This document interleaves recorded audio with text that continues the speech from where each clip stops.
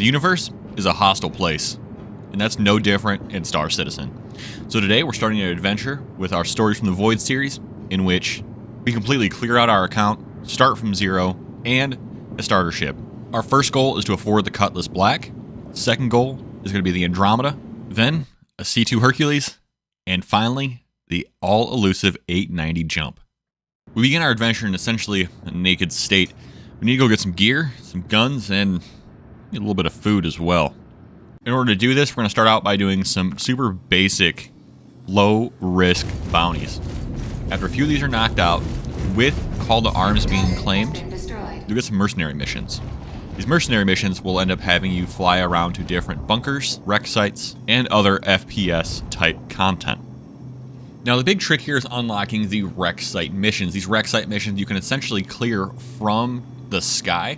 We'll just rain down some fury on these guys. And what that allows you to do is collect that 15,000 AUEC bounty, as well as pick up some free gear. So go ahead and land down there. Be careful of the Cutlass Black that lands with some troops in there, so kind of be aware of that. But go ahead and land, grab your first basic gear set. If you can, drag some bodies into your ship, and go ahead and take some armor. With an armor loaded up in your ship, we're going to head back to the station, sell that off, and buy yourself a nice little multi-tool with a tractor beam. Now that we have the tractor beam, we'll be much more efficient in loading bodies into our Mustang or Aurora. Now, personally, I'm a Mustang fan, but, you know, looks are looks. Now, with Call to Arms activated and heading into bunkers, we're looking at running into about 10 enemies per bunker. That's about $5 grand in free cash, as well as the bounty itself that's paying out. Now, on top of that, there are special loot containers inside of these, as well as loot containers in the storage wrecks, for like the Caterpillar, things like that. They're not overly common, but they do exist. So be aware that you might want to look around all of these bunkers and wreck sites before leaving. But, you know, they definitely does hurt your dollar per hour when it comes to just straight grinding. But once you get up in the higher levels of the bunker runs, you'll end up hitting waves of 2, 3, waves of, 6 to 8 enemies. And that's really when the money comes in. You just start stacking, 40, 50, 60, 100 grand at a time. Now, this early section, call it the first, 10 to 20 hours of you playing the game, is going to be kind of a slog. You're going to die a lot, you're going to learn a lot, and it's going to be kind of a rough go of it. But that being said, once you get a gun and some gear, the FPS mechanics are really basic and really easy right now. Now, your ultimate goal is to get to the 890 jump missions. This is where things really step up in money. Once you start running these missions, you'll have a bunch of rare armor you can grab off these enemies. You've got a bunch of things on the 890 jump usually that you can snag off of it.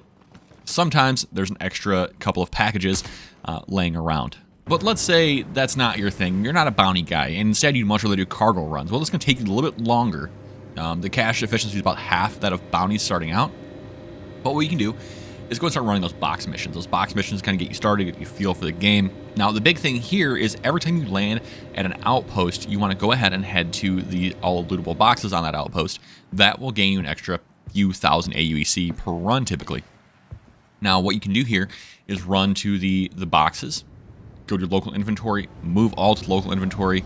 From there, go and head back to your ship and transmit all of that local inventory to your ship. And now your ship is loaded up with gear, as well as the packages you need to deliver. Now, with these deliveries kind of knocked out, you start stacking and chaining. Now, ideally, you can go and pick up from a few close spots and then drop off again in a few close spots, and the money will start really rolling in at that point. Now, that being said, the ultimate goal here is to be able to do your own transport. And once you make about 300K, you can go ahead and rent an Andromeda. Now, with this ship, you're going to have about 96 SCU of space, which means you'll have plenty of space to go ahead and move a bunch of gold, barrel, or laranite, if that's more your thing.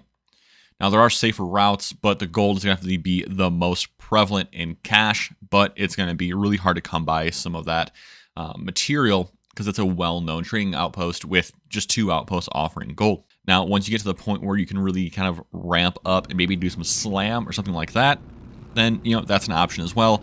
But again, you run into the issue of being hard to come by, as well as pirates are usually waiting outside of those slam selling locations, as well as where you land to sell the actual slam itself, because that's where you buy it. So it is a risky proposition.